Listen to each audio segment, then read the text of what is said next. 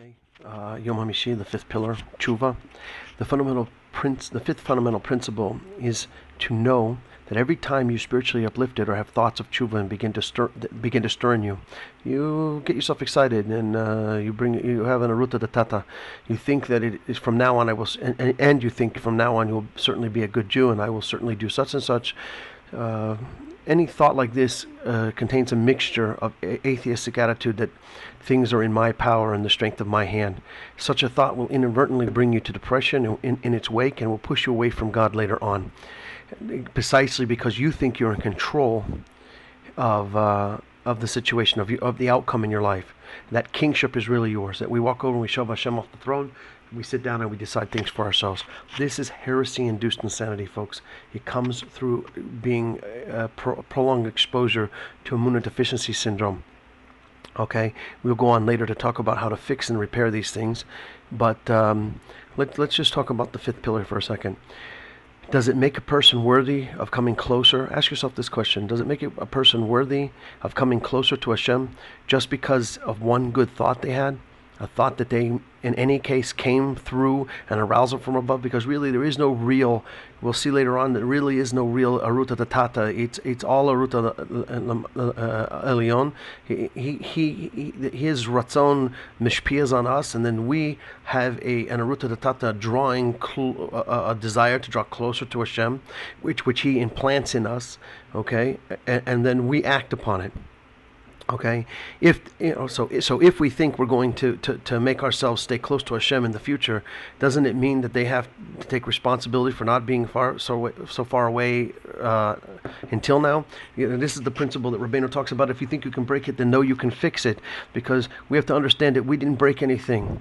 If we're going to take responsibility and say, I will certainly be a good Jew tomorrow, then that means today I could have been a good Jew, that I had a choice, and that I decided that by my own ratzon to not be a good Jew, whether it be through laziness or being casual, or just allowing myself to be distracted, because victory, again, is winning the day, not allowing yourself to fall into sin, God forbid, or allowing yourself to become overly involved in this world, because it's a dimion, it's a distraction and a delusion. We have to overcome these distractions, delusions, and our desire to do averot every single day of our life, ad me'asrim.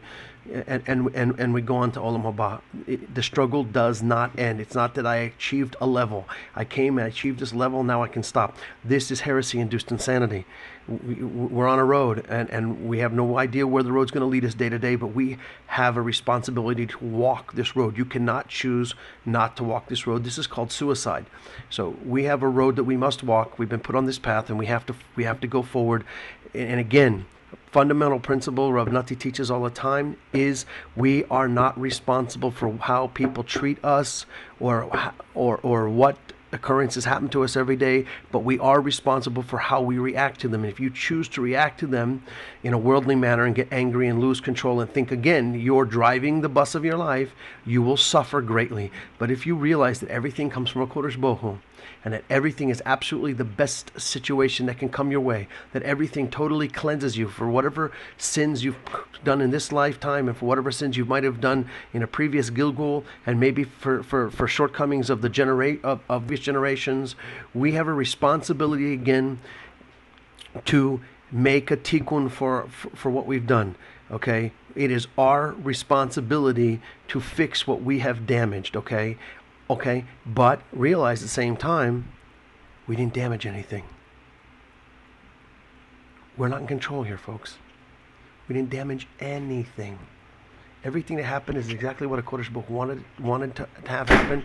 All we can do is be bittul to the situation and say Todah Rabbah, because it can certainly be worse. Okay?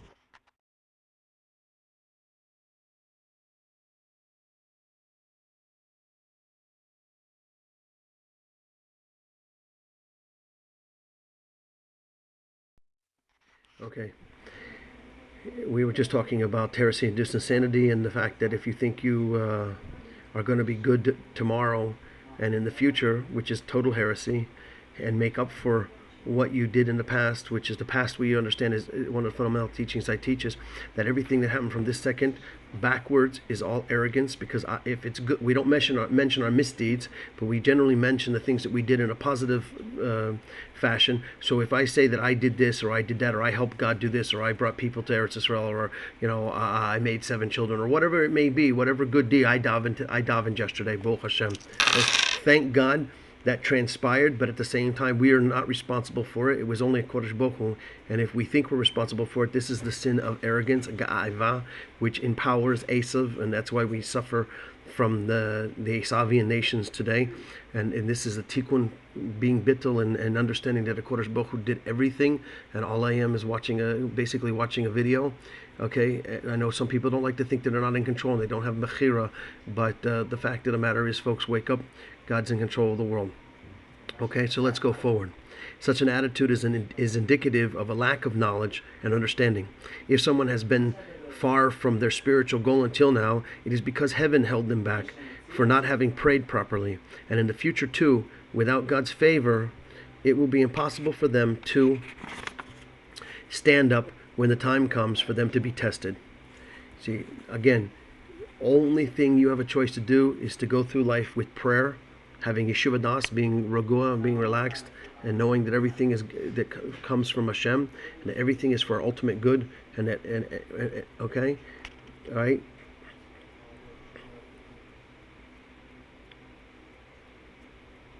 So prayer is the only connection. Again, we talked many other times about perfection, the difference between perfection and connection, that in this world we get a dimion that we strive and push for, and even force upon our families and our children to be perfect, when there's only one perfection in the world, and that's a Kodesh Baruch Hu, His creation and His law and His mercy. Okay, these things are perfection, the things that emanate from a Kodesh Baruch Hu. Those things which emanate or appear to emanate from down here, because everything emanates from a Kodesh Baruch Hu, are only responsible for connection. We are to maintain, establish, and propagate a connection to a Kodesh Baruch Hu. That is our job in this world and our tikkun in this world.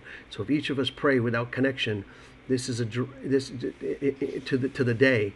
It's all right. It becomes burdensome. It doesn't go out. It doesn't work, because the outcome we have until a possible load. We'll come until a impossible load. Just do what we can each day, which is pray. So if we start to pile all these things up, if we don't pray every day and empty it, these things add up and the scale starts to get really heavy. Okay? But there's also a tikkun for this. There's also a repair for this. Going to the field every day and talking to a Kodesh Baruch Hu, and certainly doing a heshbon nefesh and thanking Him for everything that's transpired in your life today, will empty that bucket for that day. It's like the video game. My daughter plays Webkins, and there's these games that she has to do, that she continually has to make a cake, or to continually make a pizza, or to fill a basket, or change the baby's diapers, or whatever the game may be. It just gets faster and faster until you get overloaded. So if we miss the steps, if we don't do what Rabbi Nachman says to be the besimcha talmid, to go and learn, get up early and learn Shulchan Aruch if we can, please God, learn minimum 2 halachas a day. That's shin. Okay, mem, mikveh every day. Mikveh has the incredible power to erase, to cleanse, to nullify any negative aspects. Okay, especially anger and desires for fleshly things. Okay, that's mem. Okay, we have hes. Okay, which is chatzos. Okay, if we can get up chatzos alayla. I know that it's hard for me to pass the night between the hours of 10 and 2. Okay, it's difficult for me, but I can get up, please God, at 3:30 and get up and still do tikkun hatzos, and cry over the base of Migdash, and do my heshbon nefesh and my hisbadadut, my hour hisbadadut a day, which is a minimum a day. We should try to do an hour, so we can provide, again, that connection. This is the maintenance. Like your computer has Windows, it has to go online every now and then and do downloads and upgrades, right? This is our upgrade. We have to go and talk to a Kodesh Baruch Hu every day. While we went to sleep this night, our soul went up and made it a heshbon for all the things we did in the previous day. So we have to get up in the morning and pray over how the day will go, and to beg God to at the end of the day, at mincha time, in the evening, beg God for where we failed. Okay, in the morning we get up and pray. that everything will go well, over every aspect of our day. And then in the evening, we have that time of reflection that when we go out to the Sadeh in the evening and ask Hashem to forgive us and to help us with the things that we failed through the day. Okay, and in this way we don't build up it runs smoothly. Okay, it runs if we get into the habit of doing these things, we start a pattern, we start a rhythm, and everything runs smoothly. You'll see that your blood pressure will go down, your anxiety levels will go down, stresses with your spouse and your children will go down. Things will start to go better for you if you just take and break away and reprioritize your life. So that's what these 7 fundamentals, these 7 pillars or fundamentals of faith are about. Rav Yitzchak Breiter wrote a book, and I'm reading the English translation that was put out by Breslov Research Institute. Okay, so Rav Yitzchak Breiter was Breslov Chassid who died Kiddush Hashem in the Warsaw Ghetto or just thereafter in the death camps. There's a unwritten tradition that he and the Hasidim that with him, when they entered the gas chambers, they rejoiced and they danced before Kodesh Baruch Hu. So I don't remember where I received that Masorah, but I remember hearing it from someone. Okay, so the only thing we can do, back to the fundamental, the pillar, the only thing we can do is to take it on ourselves to try to do good and ask Hashem not to distance us, at least not from prayer and supplication. Again, see, we even have to ask to be able to pray. Okay, we must ask Hashem no matter what may happen to us. We should always immediately remember that the main thing is to pray. Prayer is founded on the supreme heights of holiness, to reveal that everything is in Hashem's power and that it is His hand to cause all things, in His hand to cause all things to grow and to become strong. This is from 2 Chronicles 29:2. Hashem says in Shemos 33:19, okay, I will favor to whom I will show favor to whom I will show favor. Okay, for example, to a person who asks me to show him favor, such a person comes to realize that there is never no hope. En shum yosh ba'olam klal. There is no such thing. It's not that there is no despair in the world. There is no such thing as despair. Do you understand? When we come to a realization, we wake up to a new reality, to the proper reality, to true reality, in essence, not the dimion that we live in, olam hasheker, olam hazeh, in this world of confusion and darkness. When we wake up to a higher level of consciousness, as it were, we realize that there is no such thing as despair because everything is from Kodesh Baruch Hu. Such a person comes to realize that there is never no hope. There is no despair at all, not at all in the world. There are many ways of falling, but they all come only from Hashem. They are sent with love and mercy in order to draw us closer to Him, not to push us away. It's only our attitude of thinking that we're in control that pushes us away. When we realize that these things come to test us, to impede our progress, to slow us down because we're not ready to go on to the next level. This is a form of bizayon, and what it was a fundamental principle of Breslov and Rabbeinu teaches us is that when we receive bizayon, we hear ourselves being insulted, then we need to just shtom, not just be quiet and not answer verbally, not react at all as well. This is a higher level. Of course, it takes time, it takes effort, but we have to shtom. We just have to stop and be still and realize that this is coming from Hashem, that He doesn't want us to reach this particular level on this particular day of davening with kavanah, let's say, okay, because we weren't ready for it. We didn't pray enough for it. Rabbi Natan teaches us, okay, in Likutei Halachot, there's 2 things that impede us. Or we didn't pray, okay? We didn't pray and ask for success in this area, or we didn't pray enough. An example of Moshe Rabbeinu, he prayed 515 times to be allowed to come into Eretz Yisrael. We know that the Medrash tells us, or the Rashi tells us, that if he had prayed 516 times, God would have relented and he would have come and the Beis HaMikdash would have been built. But we realize that that was not a good thing. And Hashem told Moshe Rabbeinu to stop, die, must speak, enough. Don't pray again, because if you do, you're gonna get what you asked for because I love you, but it's not going to be the best situation for Am Yisrael. Then, all right. So, because we would have had a gula immediately, and we wouldn't have been able to attain a higher level through our efforts here. All right. So, above all, we have to pray and pray. both before the test and after the test. Even if we stumble, especially if we fall down, okay, whether willing deliberately, bemezid, okay, or unwilling shogeg, under compulsion or willfully, or baratzon, or against our ratzon, okay. There's nothing we can do except pray. Okay, an example of this is, please Hashem, help me, keep me from falling, and if I must stumble and fall, please lift me up. Okay. All right. So note one here says that the sages taught that once a person has confessed a particular sin on one Yom Kippur, he should not confess the same sin next Yom Kippur. We should not repeat. We should come to a level where we decide that we're not going to repeat our folly. We're not going to let the ruach shtus get into us and cause us to sin in this area. And this is what happens. We understand from Chazal and from Kabbalah, and especially from Rabbeino's teachings, that no one commits a transgression except if he's taken over by a ruach shtus, that he becomes insane. Again, this ties back to the heresy-induced insanity that we've talked about, this syndrome that is prevalent today in this society. Okay. However, Rabbi Eliezer ben Yaakov taught that it is praiseworthy to repeat one's confession, as it shows a recognition of one's past folly. Masechet Yoma 86b. Okay, Rabbi Nachman taught one should pray his entire life to have the merit of saying even a single pure, absolute word of truth before Hashem. Likutei Moharan, the first part, Torah 112. Okay, these are the things that are stated at the very heights of the world. Masechet Brachot 6bet. And this refers to prayer. Rashi, okay, and the location cited in Devarim, okay. So, all I can do is say, Oi, Abba, please help me to speak only the truth. We have to pray for this. It's something that we have to pray for every day, that we're not put in a situation that we have to utter one false word. One false word. And again, if we become bittul to the situation in our life, and we thank Hashem for everything that's going on, and we realize that He is in control, and that everything is sent to us from above, and that everything is for our ultimate good, and that it cleanses us up for past misdeeds. Okay.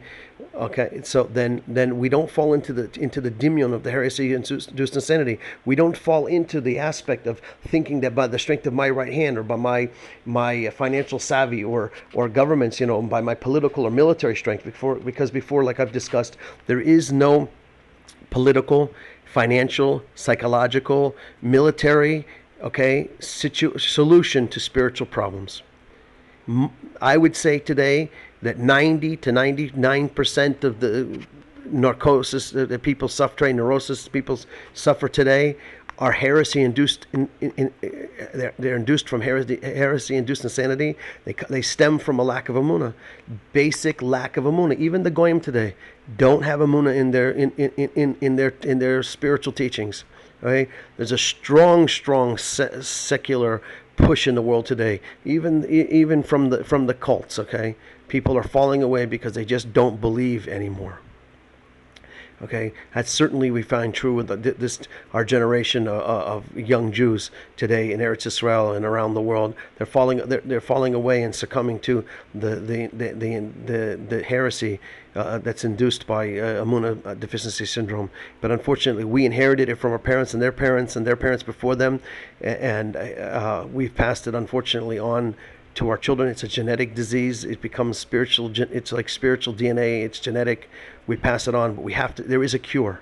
There's 3 things we can do to repair this situation. If we just get up every day, it's not an overwhelming burden, because I only have to get through today. If I realize that I only have to make it from shkia to shkia, and I compartmentalize my life, and I do simcha that day, shulchan aruch, mikveh, chatzais, and hisbaradut. Okay, we never got around to the hay, which is hisbaradut. If we do those things every single day, if we just follow a very, very basic, simple pattern, we will come to the end of our lives in victory. But if we become confused or deluded or distracted, we then open ourselves up to be hit. When we practice simcha and we stay in this the cycle of the day of a Breslover Chosed, which we'll learn later on, it's like a force field that keeps us from being hit. But as soon as we walk out from behind this bulletproof shield, we stick our hands down in it, or stick our thoughts into it, we expose our flank and we get attacked. So I can guarantee you, people, if you just take this day by day, do it for 40 days, you'll see. Just reprioritize your life. Build up to it, but within 40 days, you should be able to change yourself over to a pattern that is healthy. Okay. All right, you need to eat right. You need to sleep right. Of course, you need to take, during your hisbadadut time. You can kill two birds with one stone by putting on your walking shoes and go for a brisk walk. Okay, a lot of us that live in an urban setting, we don't have a forest to run away to, but we can put on some headphones, with our little MP3 player and listen to some simple music, or to a Torah lesson, or I don't know. I like to record my hisbadadut, stick my MP on me, and just go and record like I am now. Record what's going on.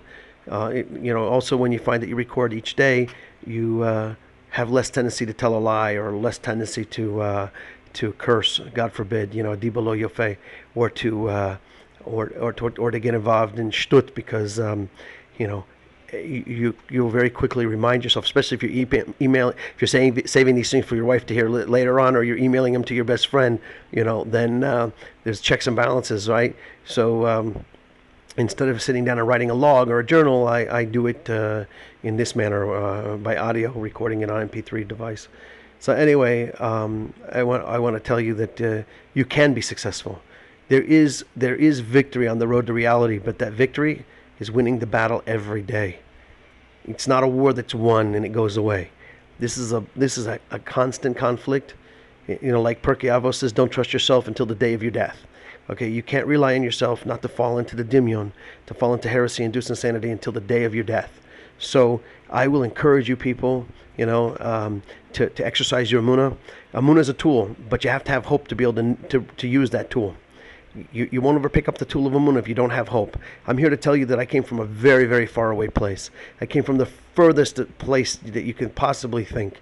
If any of you have read my bio on the internet, you'll see that I came from a non-religious family, that I grew up just like any other 1960s, 1970s, American kid. Went through the Marine Corps, did the things I did. V'huli v'huli. I tasted, I touched, I smelled, I sensed, I enjoyed. But I'm going to tell you, on that side of the fence, there's nothing that should even interest you. Okay, and it's a constant battle every day. I have battles with my children, battles with my wife. I'm a regular human being, folks. I get every day, God forbid I sit down at the computer and open up the StarCraft. I'll sit there and play StarCraft for 10 hours and not even realize that I wasted the whole day. So, you just have to pick yourself up every morning early, get yourself out of the house, go to the mikveh, go to shul, daven with a minyan, sit down in a quiet place and learn a little bit, before you go to work, if you have to go to work. Certainly you should get out early in the morning before the world starts to vibrate. I'm a sensitive being. If I don't do hisbadadut first thing in the morning before there's too many people on the street, the world starts to vibrate too much for me, and I just can't do it. So Rabbi Nachman told us to get off the beaten path and seclude ourselves and spend time with the Kodesh Baruch Hu. That's the most important thing you can do for your wife, for your kids, for your job, for your health. The most important thing you can do is establish, maintain, and propagate a connection to a Kodesh Baruch Hu. That's the only thing we have to deal with. There's two things that all of Torah, as far as I'm concerned, in my opinion, it talks about. One thing is the perfection of a Kodesh Baruch Hu, his perfection in creation, his perfection in mercy, his perfection in judgment. The perfection of his law that he gave us in the Holy Torah. The Shulchan Aruch,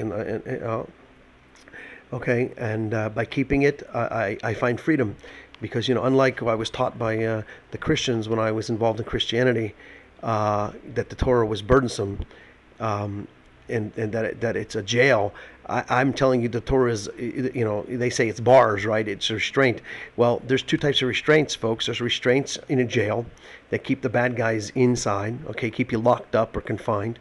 Or there's a restraints, the bars, or the mechanism to restrain people, like, let's say, in a zoo, that we get to walk around free, but the creatures that can harm us are restrained. So I'm telling you right now that I know for a fact that the Torah, the law of Hashem, that was brought down at Har Sinai by Moshe Rabbeinu some 3,300 and change years ago, is the bars, the second type. It's the mechanism, the ditches, the water the water or the bars or the glass, like in a zoo, that keeps us from getting to things, or things that are bad for us or harmful for us.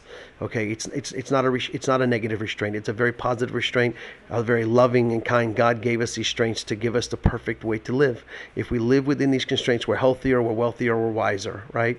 So and we're certainly a lot less stressful. Okay. Today, I think the number one thing is people run to alleviate stress, and they've placed all kinds of mechanisms, whether it be, God forbid, the avodah zorah of yoga, or smoking recreational drugs, or drinking alcohol, or running to Facebook, or getting addicted to watching movies on the internet, or your television, or news. Whatever it is, if it takes the place of spending an hour with the Kodesh Baruch Hu, it's called idolatry. Okay, it's basically basic idolatry. You're saying that I don't trust and rely upon God first for everything in my life. And the prophets of old, we read through Ishayahu and Isaiah, Yirmiyahu, Jeremiah, all the prophets. The whole statement, the whole purpose for these things added to the Tanakh is to give us case histories of people who not only connected to God, but it also at times shows us their failure to connect to Hashem. But they connected to Hashem, and they showed us how they maintained their connection through Hashem, and they endeavored to propagate their connection to Hashem by teaching, to reaching out to other people, and writing to and speaking to Am Yisrael, to the Jews, and telling them, look, this is what we have to do. You have to turn back. We have to you have to walk this way. Vahuli. They gave us direction to help us realize that the most important thing is connection. We have to separate ourselves from this Gashmias world, minimum for an hour a day. God willing, you'll come to a place where you desire more and more and more and more. You get up to 6 hours a day, then you just, at a certain point, you just spend all day with Hashem. And you realize that even if you're at work behind your desk, you can become a robot, and your hands can be working on the computer. Your mind can be functioning, on one place, but your whole essence has been brought into serving Hashem. If we take the first part of our day and we offer it to Hashem as a sacrifice to Him, then it elevates everything else we do through the day. Okay, we realize that if we think about the halachas that are involved in business, if we're a storekeeper or a vendor or a manager, how to deal with workers, then if we look at it, all that within the matrix of the Shulchan Aruch, then we literally elevate every action. So 8 hours a day at work can literally be 8 hours a day of mamish, keeping halacha prakti, and practical, doing it. So in the learning is for the doing. It's we don't learn just to learn. Learning Torah is just not a mental exercise. It's not a the yeshiva is not the spiritual Gold's Gym where we go and we work out our brains, right? I mean, that happens. That's an obvious side benefit to going and learning, being stimulated by truth and by holiness.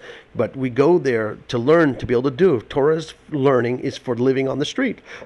I've said it again and again. If we learn Torah only to learn, then we missed the mark. We've wasted our time. We need to learn Torah to teach, but before we can teach, we need to live it on the street. So folks, think about it.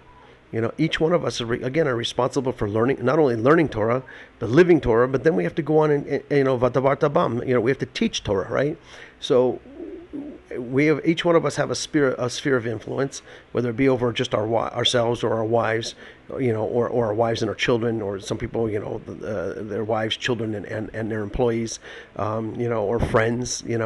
Some of us write on the internet. We have a larger sphere of influence. We have an influence over, not just tens of people, but Baruch Hashem, hundreds of people or thousands of people. We have to think about that. We're spiritually responsible for all those we come in contact with, whether it be in a passive manner through Facebook or an active manner through our daily contacts.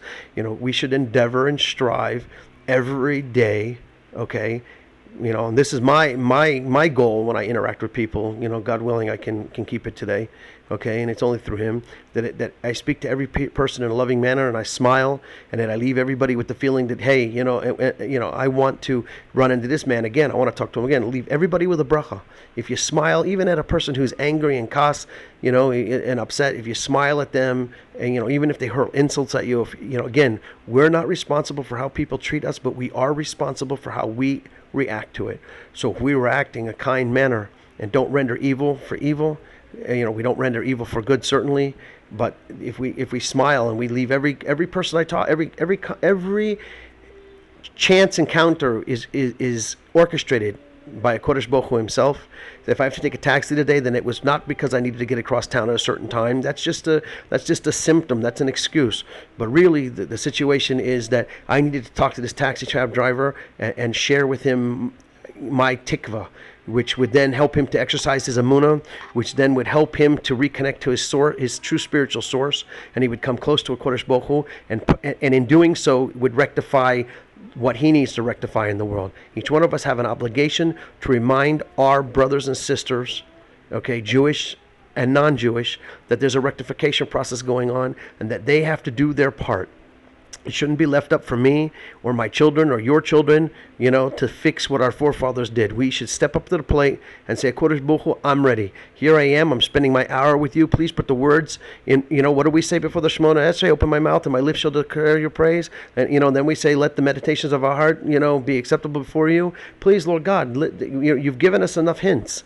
We literally, the most important thing we can do is go out and talk to you and rectify what we need to rectify, because the only way we can rectify things is through prayer. If I don't pray to be able to get up in the morning and go daven and put on tefillin, I'm not going to be successful at it. I may put them on, okay, I may daven Shemona Esrei, but I may not have kavanah. I need to pray in the early hours of the morning, get up and ask myself before I do Shemona Esrei or any mitzvot, please, Lord God, let me connect this mitzvot and make the connections, the spiritual rectifications and connections that I need to make. We say all the time, Haranim kasher etzmi b'tefillah sila kol hasadekim amitim v'reino kol hasadekim amitim shochnei afar. Kadoshim ve'eretz chama. Prat Rabbeinu Kadosh Sadik Asod Olam Nachman Ovei Chachma Rabbeinu Nachman Ben Fegi Zchutcham Yanen Aleinu Ve'Kol Yisrael V'Mur Amen. We spiritually connect ourselves to all the tzaddikim in this generation. This is oral Torah, right? We connect ourselves. We ask to be connected to all the tzaddikim that have gone on before, and they're waiting in paradise for the resurrection. This is the written Torah, okay.